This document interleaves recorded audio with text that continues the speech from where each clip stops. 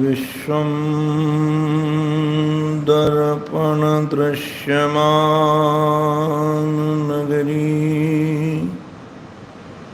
तुल्यं निजान्तर्गतम् पश्यन्नात्मनि मायया बहिरिवोन् भूतं यथा निद्रया यः साक्षात् कुरुते प्रबोधसमये स्वात्मानमेवाद्वयम् तस्मै श्री गुरुमूर्तये नमः इदं श्री दक्षिणामूर्तये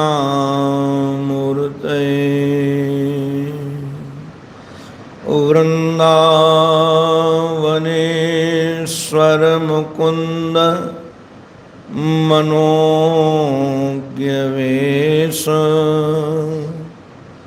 बंसी विभूषितकराम्बुजपद्मनेत्र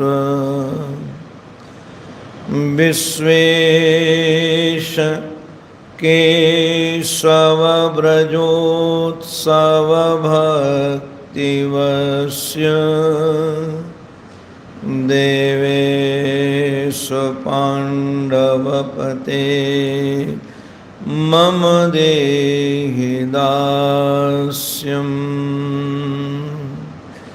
यः स्वानुभावमखिल श्रुतिसारमेकम् अध्यात्मदीपमति तितिरशतां तमोन्नम् संसारिणां करुणयाः पुराणगुह्यं तं व्याससूनुमुपयामि गुरुं मुनीनाम्। ॐ नमः श्री परमहंसास्वादित चरणकमलचिन्मकरन्दाय भक्तजनमानसनिवासाय श्रीरामचन्द्राय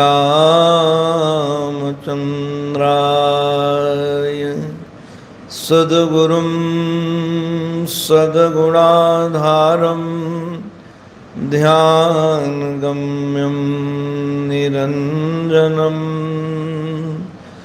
अखण्डानन्दपादं वै भूयो भूयो नमाम्यहम्। श्री अखण्डानन्दपादं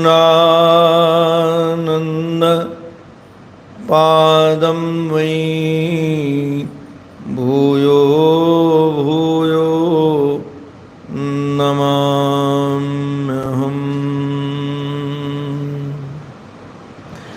श्रीमन्नारायण नारायण नारायण श्रीमन्नारायण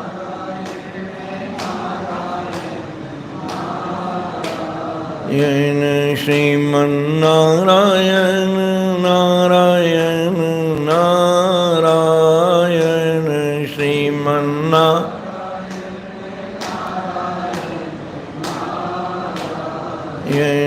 लक्ष्मीनारायण नारायण नारायण लक्ष्मीनारायण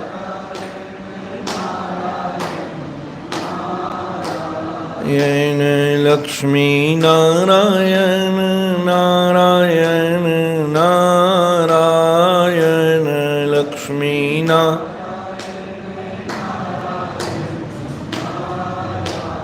येन श्रीमन्नारायण नारायण नारायण श्रीमन्नारायण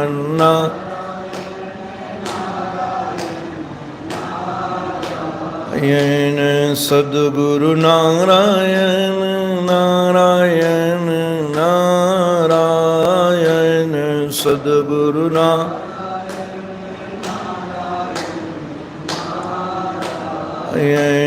सद्गुरु नारायण नारायण नारायण सद्गुरु नारायण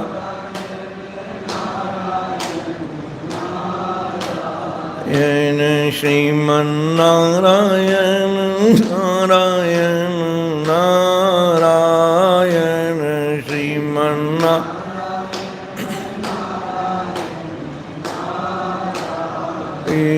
बोलो भक्तवत्सल भगवान की, सद्गुरुदेव भगवान की, श्री भाव भावेश्वर भगवान की। नमः पार्वती पतये हर हर महादेव हर हर महादेव हर हर महादेव।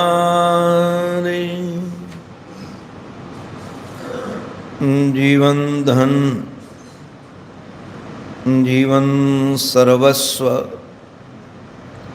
आराध्य श्री सद्गुरुदेव भगवान के महाराज श्री के युगल पावन पवित्र चरणारविंदों में साष्टांग प्रणिपात।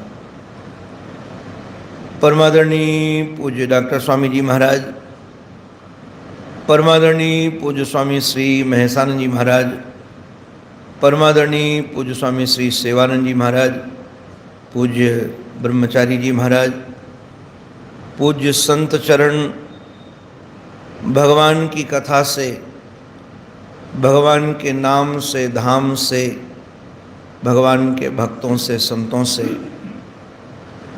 अनुराग रखने वाले भक्त वृंद एवं मातृशक्ति, आप सबके रूप में अपने आराध्य की ही अनेकानेक आकृतियों का दर्शन करता हुआ आप सबके भी पावन चरणों में मैं बारंबार वंदन करता हूँ। यह समस्त संसार परमात्मा के संकल्प का चमत्कार, सनातन धर्मावलंबी इस बात से परिचित हैं, इस संसार का सृजन करने वाला परमात्मा केवल निमित्त कारण ही नहीं अपितु उपादान कारण भी है। और यदि उपादान कारण है तो परमात्मा के अतिरिक्त कोई दूसरा है ही नहीं, और यदि परमात्मा के अतिरिक्त कोई दूसरा है नहीं तो यदि हम गुण दोष की कल्पना करते हैं तो निश्चित रूप से परमात्मा में ही है। भगवान श्री कृष्ण ने श्री उद्धव जी महाराज को निमित्त बनाकर एक बात कही, गुण दोष की दृष्टि रखना ही सबसे बड़ा दोष है, और तत्व दृष्टि रखना, गुण दोष से रहित केवल उभय वर्जित दृष्टि, तत्व दृष्टि रखना यही गुण है। यह बात सुनकर के श्री उद्धव जी महाराज के चित्त में एक बात आई, यदि ये बात यथार्थ है, सत्य है, तो फिर वेदों में ये गुण दोष की चर्चा की क्यों गई है? क्या करने का कारण है? विधिश्च प्रतिषेधश्च निगमो ही स्वरस्यते। निगम में, निगम माने वेद ही, नितराम आत्मतत्वम गमयति बोधयति वह इति निगमः। जो आत्मबोध कराने वाला शास्त्र है निगम वेद, उसमें विधि निषेध की चर्चा है भी, ये करना चाहिए, ये नहीं करना चाहिए, ये सुनना चाहिए, ये नहीं सुनना चाहिए, ये खाना चाहिए, ये प्रसाद पाना चाहिए, ये नहीं पाना चाहिए, यहाँ जाना चाहिए, यहाँ नहीं जाना चाहिए, इससे मिलना चाहिए, इससे नहीं मिलना चाहिए, इसका वर्णन है ही। तो यदि सर्वत्र भगवत भाव है तो फिर इस प्रकार की चर्चा क्या है। हे अरविंद नेत्र, आप कृपा करके गुणम दोषम च कर्मणाम, ये जो गुण और दोष की परीक्षा करके होते हैं, महाराज ये गुण और दोष की चर्चा, जिसमें सुख की उत्पत्ति होती उसको गुण मान लेते हैं, जिसमें दुख की उत्पत्ति होती उसको दोष मान लेते हैं, और इसकी चर्चा शास्त्रों में की गई है। कमल नेत्र, कृपा करके बताइए, क्योंकि वेद में वर्णाश्रम का भी वर्णन है। वर्णाश्रम विकल्पम च प्रतिलोम अनुलोमजम द्रव्य देश वयः कालान स्वर्गम च नरकम एव च। वर्णाश्रम की चर्चा है। वर्णाश्रम माने आश्रम व्यवस्था और वर्णाश्रम व्यवस्था, ये ब्राह्मण का कर्तव्य है। अच्छा, गजब का खेल है, जो शूद्र का कर्तव्य है वो ब्राह्मण करने लगे तो गड़बड़ दोष है, और जो ब्राह्मण का कर्तव्य है वो यदि शूद्र करने लगे तो भी गड़बड़। अब ब्राह्मण को वेद पढ़ना चाहिए, यज्ञ करना चाहिए, कराना चाहिए, ये ब्राह्मण का विधि है। ब्राह्मण के लिए वेद पढ़ने की विधि है, वेद पढ़ाने की विधि है, यज्ञ करने की विधि है, यज्ञ कराने की विधि है, दान लेने की विधि है, दान देने की विधि है। किंतु शूद्र को दान लेने का अधिकार नहीं है, शूद्र को वेद पढ़ने का अधिकार नहीं है। तो ये विधि निषेध की चर्चा उसमें भी है। और इन्होंने एक बात और भी कही, अनुलोमजम प्रतिलोमम, उत्तम वर्ण का यदि व्यक्ति है और निम्न वर्ण की कन्या है, ब्याह हो गया, मनो ब्राह्मण का ब्याह क्षत्रिय की कन्या से हो गया या वैश्य की कन्या से हो गया, उससे जो संतान उत्पन्न होगी वह उतनी निंदनीय नहीं है। किंतु यदि कहीं निम्न वर्ण जाति का, ये अनुलोमजम तो ठीक है, प्रतिलोम नहीं, छोटी जाति का यदि पुरुष है और उत्तम जाति की कन्या है, यह निषिद्ध है, और उससे होने वाली जो संतान है उसको भी सम्मान नहीं है। अच्छा, उसको कई चीज़ों में अधिकार भी नहीं है, इसकी चर्चा भी वेदों में है ही। और द्रव्य देश वयः कालान स्वर्गम नरकमेव च, द्रव्य, अब यज्ञ जैसे करना है तो उसमें तिल डाले जा सकते हैं, द्रव्य है, जौ डाले जा सकते हैं, घृत डाला जा सकता है, किंतु यज्ञ में लहसुन प्याज तो नहीं डाले जा सकते। अब निषेध है ये द्रव्य का प्रयोग, कि द्रव्य कहाँ कहाँ कौन सा प्रयोग कौन किस जगह किया जा सकता है। ऐसे हमारा देश का, अब हरिद्वार का जो देश है पवित्र क्षेत्र है, काशी का देश पवित्र क्षेत्र है, तो वहाँ हरिद्वार जाओ, ऋषिकेश जाओ, ये दिव्य स्थानों में चित्रकूट जाओ, अयोध्या जाओ, इसकी विधि है। किंतु मगध में जाने की विधि नहीं है। अब वो क्षेत्र पवित्र नहीं है, अच्छा उस क्षेत्र का प्रभाव भी पड़ता है। वो मैंने तो कई बार अलग अलग जगह पर सुना था, किंतु भी परसों में सुन रहा था पूज्य गोवर्धन पीठाधीश्वर जी महाराज भगवान शंकराचार्य की वाणी। उन्होंने बताया कि जो मेरठ का क्षेत्र है, देश है, बोले इसी देश में, हमने तो जो किसी से सुना था तो वो बम्बई वाला क्षेत्र सुना था, कई जगह अलग अलग वर्णन है कि श्रवण कुमार जब अपने माता पिता को तीर्थ यात्रा कराते कराते मेरठ के पास पहुँचे तो उनके चित्त में एक बात आ गई। चित्त में बात ये आई कि इन वृद्धों को ढो ढो करके मिलेगा क्या? अब इनकी तो आयु समाप्त हो गई है और हमारी भी आयु केवल इन्हीं को ढोने में लगी रहेगी। ना तो हम भोग पाएंगे, ना हम कुछ कर पाएंगे। तो कहा कि हम यहीं छोड़ देते, अब इनको डोली में नहीं ले जाएंगे। तो अपने माता पिता को कहा कि अब ये तीर्थ यात्रा का क्रम यहीं विश्राम होता है, मैं अब नहीं ले जाऊंगा। तो पिता ने पूछा कि ये देश कौन सा है, कहाँ हैं इस समय हम लोग? तो बताया कि अमुक जगह स्थान पर हैं। तो तुरंत उन्होंने कहा कि बेटा तुमने बड़ा उपकार किया है, हमको यहाँ तक तो यात्रा करा दी है, यहाँ से अमुक इतने किलोमीटर दूर हमको छोड़ दो, उसके बाद हम तुमको नहीं कहेंगे कि तुम हमको कहीं ले चलो, वहीं छोड़ देना, यहाँ मत छोड़ो। तो कहा ठीक है। वहाँ से लेकर जैसे उस देश से पार हुए, उस भूमि से पार हुए, तो पार होने के बाद तुरंत श्रवण कुमार को पश्चाताप होने लगा कि मातृदेवो भव पितृदेवो भव, ये माता पिता की जो सेवा है ये परमात्मा की ही सेवा है, इनकी सेवा से ही परमात्मा प्रसन्न होंगे, परमात्मा मिलेंगे। तो रोन करके प्रणाम करके कहा कि अपराध क्षम्य हो, हमसे गलती हो गई जो हमने कठोर वाक्य बोले और छोड़ना चाहते थे। तो पिता ने कहा कि ये इसमें तुम्हारा दोष नहीं है, ये दोष इस भूमि का है जिस भूमि में तुम थे। तो कहने का अभिप्राय कि निश्चित रूप से द्रव्य का जैसे प्रभाव पड़ता है वैसे देश का भी प्रभाव पड़ता है।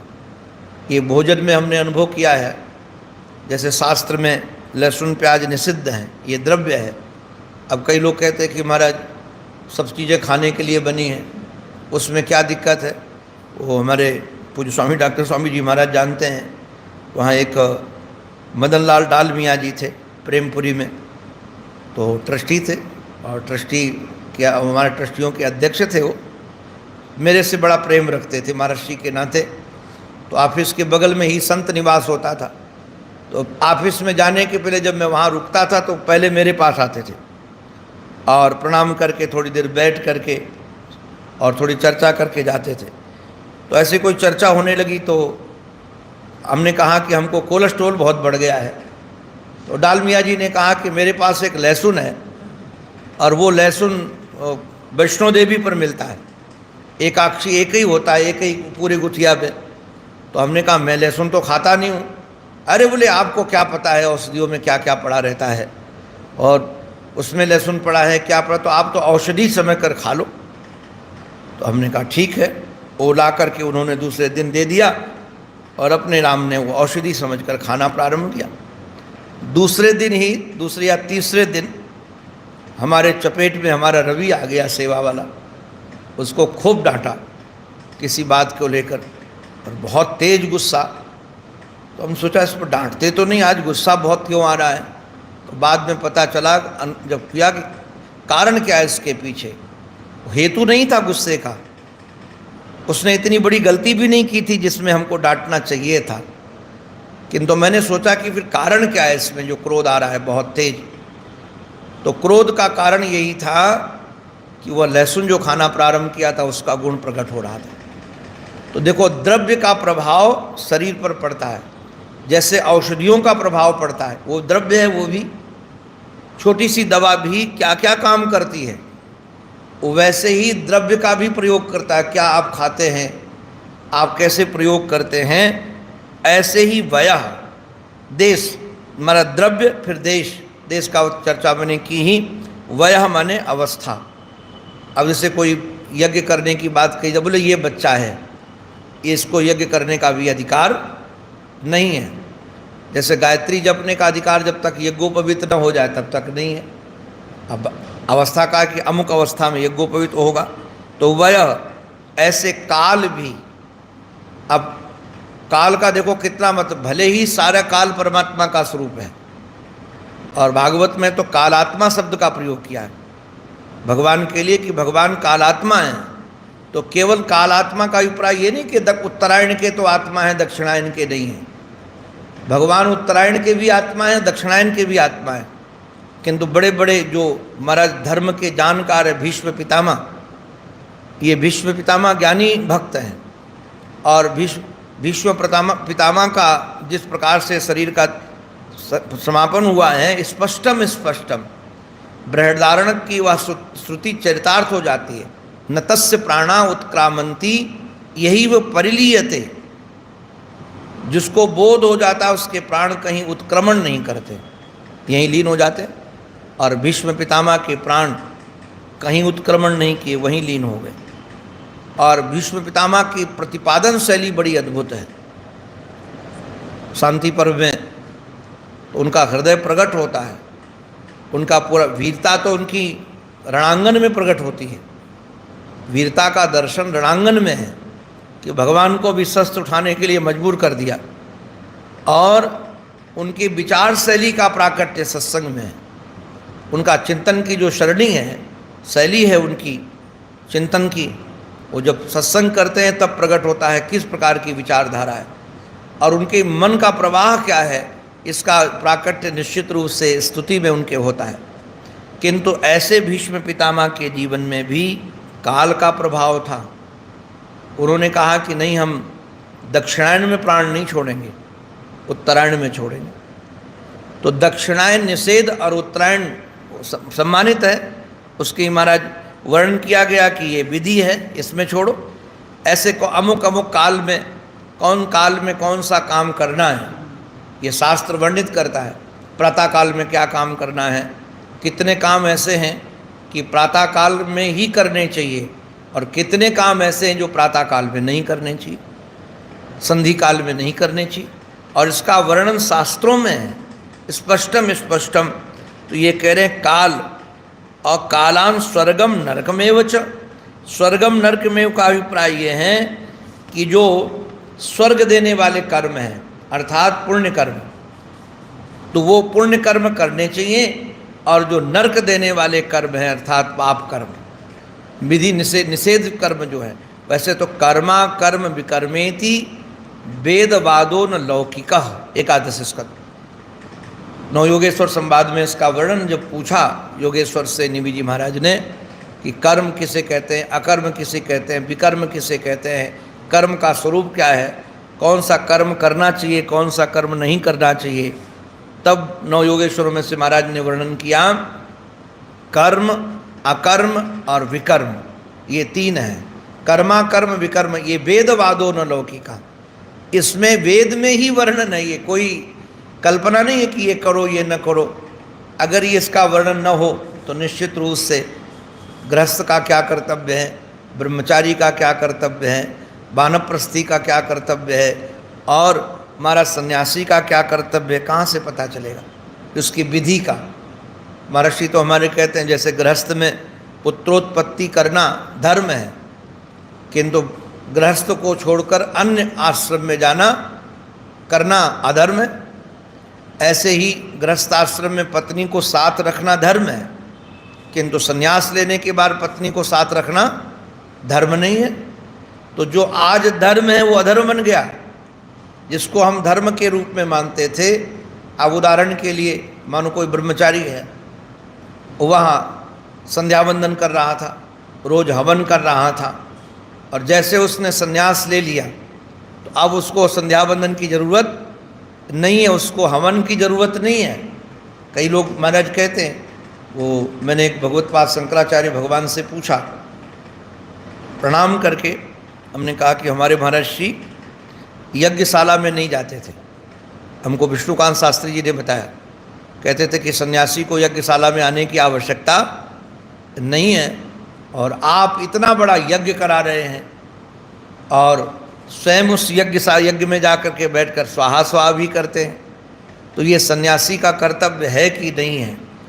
तो उन्होंने बड़े प्रेम से हमसे कहा कि पहले तो ये बताओ, हमारे कर्म पर तुम टिप्पणी कर रहे हो बड़े प्रेम से कि जो मैं कर रहा हूँ वो आप हमको आईना दिखा रहे हो क्या कि हमको नहीं करना चाहिए। तो हमने तुरंत चरणों में सर रख के कहा, हमने कहा महाराज आईना नहीं दिखा रहा, आप हमारे आदर्श। और सच में ऐसे ही था। क्या शास्त्र में यह नियम है कि सन्यासी इस प्रकार का यज्ञ कर सकता है? तो आप जानते हैं, इसलिए मैं जानकारी के लिए और हृदय से ऐसा था, उन पर उंगली दिखाने का क्या, हमसे तो हर मामले से बड़े हैं, तब मेरे से बड़े प्रेम से कंधे पर हाथ रख करके कहा कि महात्मा नहीं करना चाहिए, यही विधि है जो महाराज श्री करते थे। अब हमको तो आश्रम चलाने के लिए यज्ञ कराना पड़ता है, तो फिर तो मैंने कुछ कहा ही नहीं। तो कहने का अभिप्राय कि सन्यासी का क्या नियम है, इसका भी एक विधि तो है ही, और निषेध है वो भी महाराज विधि है कि ये निषेध ये नहीं करना है। तो इस रूप में ये कह रहे हैं उद्धव जी महाराज कि गुण दोष भिदा दृष्टिर अंतरेण बचस्तव निश्रेयसम कथम नृणाम। महाराज आप कृपा करके बताइए, ये गुण दोष की जो दृष्टि है, जो विधान किया गया है, निषेध किया गया है, आपकी ही वाणी है, क्योंकि वेद आपकी ही वाणी है, आपके द्वारा ही। और ये जो दृष्टि में दोष दर्शन न किया जाए, ये निश्रेयस के लिए कैसे महाराज कृपा करके निश्रेयसम कथम नृणाम निषेध विधि लक्षणम। आप कृपा करके बताइए कि इस आपकी वाणी का रहस्य क्या है, क्या मानना है, क्या नहीं मानना है, क्या करना है, क्या नहीं करना है, आप कृपा करके बताइए। और पितृदेव मनुष्याणाम वेदस चक्षुस्तवे स्वरः। महर्षि ने तो उसका बड़ा सुंदर अर्थ किया है। पितृ देव, वैसे सीधा स्वामी जी महाराज क्या अर्थ पहले कर दें। पितृ माना ननु पितरो देवाश्च सर्वज्ञाः प्रत्यक्षो दृष्ट्वा मनुष्येभ्यः कथमिष्यन्ति इत्यः। महाराज पितृलोक, पितृ और देव ये दोनों दृष्टि से तो नहीं दिखते। पितृ कहाँ दर्शन देते हैं? मनुष्य को दृष्टि से तो नहीं दिखते कि महाराज दृष्टि के विषय हैं, न देवता दृष्टि के मनुष्य बनते हैं देखने में, किंतु इसकी चर्चा है। कैसे पता चलता है? बोले वेदः चक्षुष, वेद ही नेत्र हैं, ध्यान रखिएगा। और अपने नेत्र महाराज आपको बताएं प्रमाण नहीं है। जो लोग अपने नेत्रों को प्रमाण मानते हैं और वेद प्रमाण न माने, वो अपराधी हैं और दंड के भागीदार हैं। हमने शायद कभी सुनाया होगा, पूज्य पंडित राम किंकर जी महाराज के द्वारा सुनी गई बात, सुनाई गई, यहीं आनंद वृंदावन में ही हमने सुना था। पूज्य पंडित जी महाराज ने सुनाया कि वेद पुराण वशिष्ठ बखानहि सुनहि राम यद्यपि सब जानहि। विशेषता थी ये, एक अद्भुत गृहस्थाश्रम की विशेषता। साधुओं की तो विशेषता होनी चाहिए, हम लोग तो घर द्वार छोड़कर निकले इसलिए हैं, किंतु गृहस्थाश्रम में भी रोज अवध में राजाधिराज श्री दशरथ जी महाराज के महल में वेद पुराण की कथा होती थी। वशिष्ठ जी सुनाते थे। और एक जगह तो मैंने वर्णन सुना है कि सबका नियम था कि सेवक भी बैठेंगे उस समय, जिस समय कथा चलेगी सब काम बंद, सबको सत्संग श्रवण करना है। और इसका प्रमाण रामचरितमानस में है। क्या नियम, कैसे प्रमाण है? क्योंकि जब मंथरा ने कैकेयी को समझाना प्रारंभ किया तो महाराज एक नहीं 100 कर कितनी सौतों की कथा सुनाई कि कद्रू थी, विनता थी, किस किस ने सौतों को कष्ट दिया। तो यदि वो पुराण की कथा न सुनती होती तो उसको पता कैसे चलता? ये सारे प्रमाण, क्योंकि मंथरा भी कथा सुनती थी। तो वेद पुराण वशिष्ठ बखानहि सुनहि राम यद्यपि सब जानहि। एक दिन वशिष्ठ जी महाराज ने कथा सुनाई। वो कथा थी कद्रू और विनिता की। आप लोग सब कथा से परिचित हैं, सत्संग करते हैं, इसलिए विस्तार से सुनाने की जरूरत नहीं है। इतनी समझ लीजिए, कद्रू और विनिता में आपस में बहस हुई कि सूर्य के रथ में लगे हुए घोड़ों की पूंछ काली है कि श्वेत है। तो कद्रू ने महाराज कह दिया कि काली है, विनिता ने कहा सफ़ेद है। आपस में बहस हुई, फिर शर्त लगा लिया, और शर्त भी बड़ी विलक्षण। उसने कहा कि मैं कह रही हूँ कि काली है तो यदि काली हुई तो तू आजीवन मेरी दासी रहेगी, और तू कह रही श्वेत है तो श्वेत होगी तो मैं आजीवन दासी रहूंगी। और ये देखने गई तो कद्रू ने तो महाराज अपने पुत्रों को, सर्पों को भेज दिया था। पहले मना कर दिया, पुत्रों ने कहा कि नहीं जाएंगे, तो बोले कि जाओ जन्मेजय के यज्ञ में जल जाओ, श्राप भी दे दिया। कुछ मान कर जाकर पूछ में लग गए, और जब ये देखने गई तो स्वाभाविक है दूर से काली पूछ दिखी और बिनता दासी बन गई। कथा इतनी है, किंतु सत्संग के बाद राम जी ने शत्रुघ्न से पूछा कि क्यों शत्रुघ्न, इसमें अपराध किसका है, कद्रू का कि बिनता का? ये सबसे पहले भरत से पूछा। भरत से पूछा कि अपराध किसका है इसमें? भरत ने कहा अपराधी वो सर्प हैं जो शास्त्र विरुद्ध आचरण करने के लिए चले गए, उनको नहीं जाना चाहिए था, और उनको कहना चाहिए कि माँ ये बिल्कुल गलत आपका प्रयोग है, हम नहीं करेंगे। अपराधी वो सर्प थे। तो राम जी मुस्कुरा करके जान गए कि भरत अब राजगद्दी पर कभी बैठने वाला नहीं है, कि कोई भी कहे उनको शास्त्र विरुद्ध आचरण नहीं करेंगे। और वर्णन है कि यदि राम जी भरत गद्दी पर बैठ जाते तो राम जीवन में कभी नहीं बैठते, 14 साल के बाद भी बैठते नहीं, क्योंकि छोटा भाई है, और छोटा भाई यदि जिस भूमि को भोग लिया उसके बाद फिर बड़ा भोगेगा तो अपराध है। वो छोटा यदि एक बार गद्दी में बैठ करके उसका गद्दी का भोग, तो बड़ा फिर उसको भोग सकता नहीं है। तो वो जानते थे, इसलिए भरत कभी बैठने वाले नहीं थे। तो लखनलाल जी से पूछा गया तुम्हारा मंतव्य क्या है? लखनलाल जी ने कहा कौन सही कौन गलत ये तो मुझे नहीं पता है, मैं इतना जानता हूँ कि जो आपकी शरण में आ जाता है उसका कोई कुछ नहीं बिगाड़ सकता। सारे सर्पों को गरुड़ जी भले खा जाते हों, किंतु आपकी सेवा में जो रहता है उस पर गरुड़ जी का कुछ बस चलता। उसी समय से गरुड़ जी का द्वेष हो गया था। जो आपके चरणों के सहारे रहे उसका कोई अमंगल कर सकता नहीं है। मैंने ये समझा कि जो आपके शरण में रहता, तो जान गए कि ये चिंतन। अच्छा, कथा की बड़ी विलक्षणता है।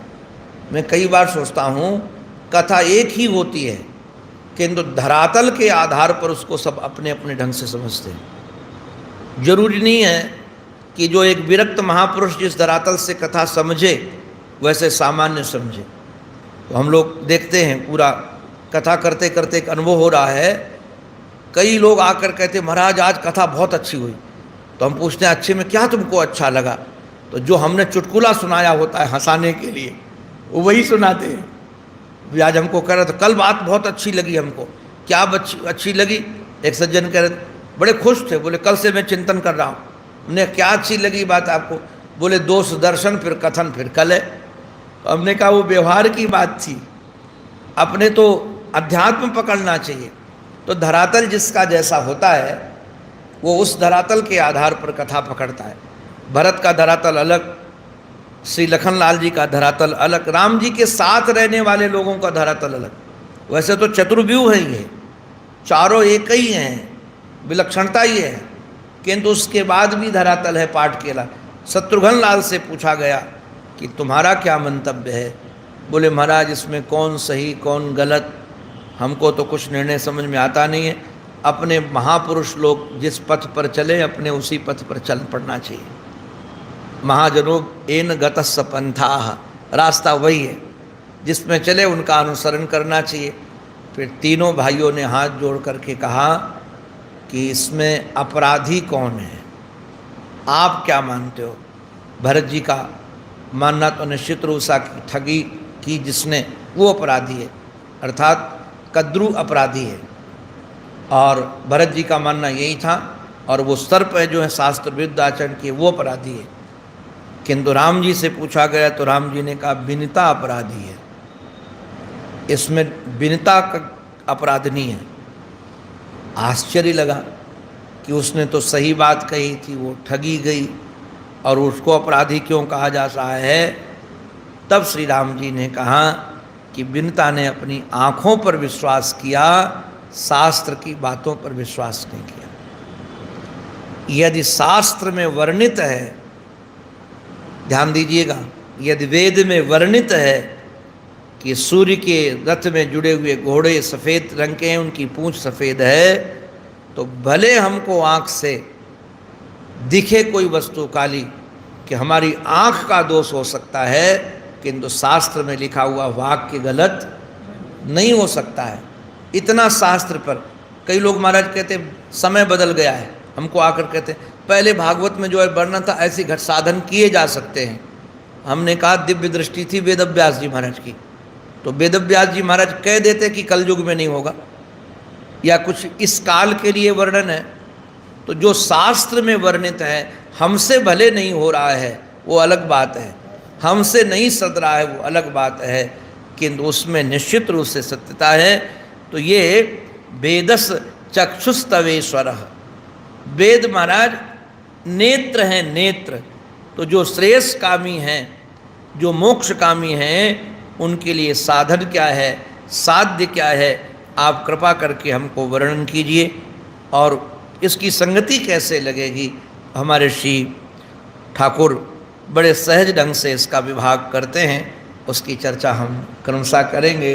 अंत में अपने आराध्य के पावन चरणों में हमारी यही प्रार्थना, हमारी मति, हमारी रति, हमारी गति एकमात्र उनके चरणों में बनी रहे। इसी प्रार्थना के साथ ये उनकी वाणी उन्हीं के पावन पवित्र चरणारविंदों में समर्पित। बोलो भक्तवत्सल भगवान की, सद्गुरुदेव भगवान की, श्री वृंदावन बिहारी लाल की जय जय श्री राधे, जय जय श्री राधे, जय जय श्री राधे।